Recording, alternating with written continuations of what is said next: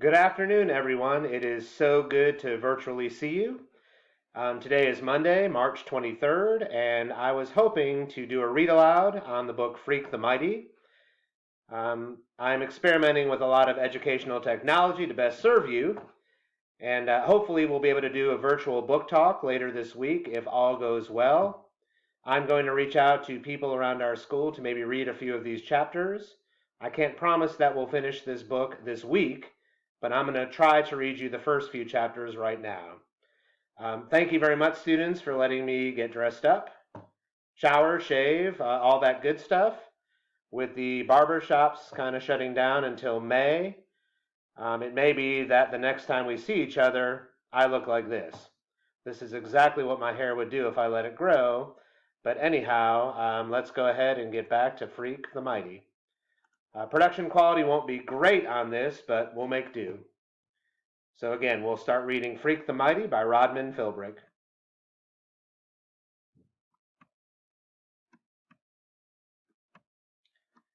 All right, so here we are in chapter 1, The Unvanquished Truth. I never had a brain until Freak came along and let me borrow his for a while. And that's the truth, the whole truth. The unvanquished truth is how Freak would say it, and for a long time it was him who did the talking. Except I had a way of saying things with my fists and my feet even before we became Freak the Mighty, slaying dragons and fools and walking high above the world. Called me Kicker for a time. This was daycare, the year Graham and Grimm took me over, and I had a thing about booting anyone who dared to touch me, because they were always trying to throw a hug on me like it was a medicine I needed. Graham and Grimm, bless their pointed little heads, they're my mother's people, her parents, and they figured, whoa, better put this little critter with other little critters his own age. Maybe it will improve his temper. Yeah, right. Instead, what happened, I invented games like kickboxing, and kick knees, and kick faces, and kick teachers, and kick the other little daycare critters, because I knew what a rotten lie that hug stuff was. Oh, I knew. That's when I got my first look at Freak, that year of the phony hugs. He didn't look so different back then. We were all of us pretty small, right? But he wasn't in the playroom with us every day, just now and then he'd show up.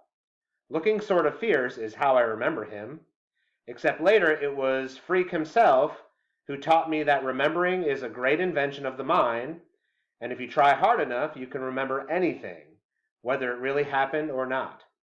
So maybe he wasn't really all that fierce in daycare, except I'm pretty sure he did hit a kid with his crutch once, whacked the little brat pretty good, and for some reason little Kicker never got around to kicking little Freak.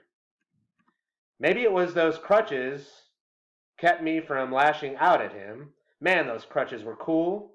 I wanted a pair for myself, and when little Freak showed up one day with these shiny braces strapped to his crooked legs, metal tubes right up to his hips, why, those were even more cool than crutches. I'm Robot Man, little Freak would go, making these weird robot noises as he humped himself around the playground. Rrr, rrr, rrr, like he had robot motors inside his legs, going rrr, rrr, rrr. And this look, like, don't mess with me, man. Maybe I got a laser cannon hidden inside these leg braces, smoke a hole right through you. No question, Freak was hooked on robots, even back then. This little guy, 2 feet tall, and already he knew what he wanted. Then for a long time, I never saw Freak anymore. One day he just never came back to daycare. And the next thing I remember, I'm like in the 3rd grade or something, and I catch a glimpse of this yellow-haired kid scowling at me from one of those cripple vans. Man, they were death ray eyes, and I think, hey, that's him, the robot boy. And it was like, whoa, because I'd forgotten all about him. Daycare was a blank place in my head, and nobody had called me Kicker for a long time. Mad Max they were calling me, or Max Factor, or this one butthead in LD class called me Maxie Pad, until I persuaded him otherwise. Graham and Grimm always called me Maxwell, though, which is supposed to be my real name, and sometimes I hated that worst of all. Maxwell. Ugh. Grim out in the kitchen one night after supper, whispering to Graham, had she noticed how much Maxwell was getting to look like him? Which is the way he always talked about my father, who has married his dear departed daughter and produced, eek, Maxwell. Grim never says my father's name, just him, like his name is too scary to say. It's more than just the way Maxwell resembles him, Grim says that night in the kitchen. The boy is like him. We'd better watch out. You never know what he might do while we're sleeping, like his father did. And Graham right away shushes him and says, don't ever say that, because little pictures have big ears, which makes me run to the mirror to see if it is my ears made me look like him. What a butthead, huh? Well, I was a butthead because, like I said, I never had a brain until Freak moved down the street. The summer before 8th grade, right? That's the summer I grew so fast that Grim said we'd best let the boy go barefoot. He's exploding out his shoes. That barefoot summer when I fell down a lot, and the weirdo robot boy with his white-yellow hair and his weird fierce eyes moved into the duplex down the block with his beautiful brown-haired mom, the fair Gwen of Air. Only a falling down goon would think that was her real name, right? Like I said. Are you paying attention here? Because you don't even know yet how we got to be Freak the Mighty, which was pretty cool, even if I do say so myself.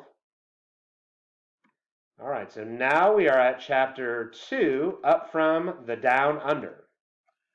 That summer, let's see, I'm still living in the basement, my own private Down Under, in the little room Grim built for me there. Glued up this cheap paneling, right? It sort of buckles away from the concrete cellar walls, a regular ripple effect. But do I complain about the crummy paneling or the rug that smells like low tide? I do not, because I like it in the Down Under. Got the place all to myself and no fear of Graham sticking her head in the door and saying, Maxwell, dear, what are you doing? Not that I ever do much of anything. Grim has it fixed in his head. I'm at a dangerous age and they need to keep me under observation. Like I might make bombs or start a fire, or whack out the local pets with my trusty slingshot or whatever. Except I never had a slingshot. It was Grim who had one when he was my age. The proof is right there in the family photo album. You can see this blurry little miniature Grim with no front teeth, grinning at the camera and yanking back on his prehistoric slingshot. Good for whacking mastodons? Probably. Just proper targets, Grim says, closing up the photo album. End of discussion. Like, oops, better hide the evidence. Don't want to give the dangerous boy any ideas. Not that I have any ideas. My brain is vacant, okay? I'm just this critter hiding out in the basement, drooling in my comic books or whatever.